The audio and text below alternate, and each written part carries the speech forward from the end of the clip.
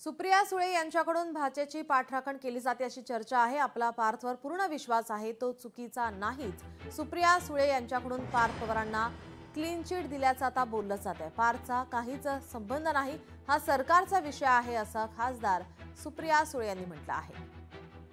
माझा पार्थवर पूर्ण विश्वास आहे की पार्थ कुठलीही चुकीची गोष्ट करणार नाही। एकीकडे महाराष्ट्र सरकार म्हणते की ती सरकारची जमीन आहे, ती विकता येत नाही। दुसरीकडे व्यवहार झाला असं म्हणतंय। तिसरीकडे तहसीलदार म्हणतोय की त्याच्यावर मी सहीच केली नाही। दुसरा म्हणतो की स्टॅम्प ड्युटीची नोटीस आली आहे। एकीकडे 21 कोटीची स्टॅम्प ड्युटी आहे, मागणी आज येते 6 कोटीची। एका बनाना रिपब्लिक यार, सरकार चालवतंय कोण आणि निर्णय प्रक्रियेत आहे तरी कोण? लोकशाही मराठी ऐका, पहा, जागरूक रहा।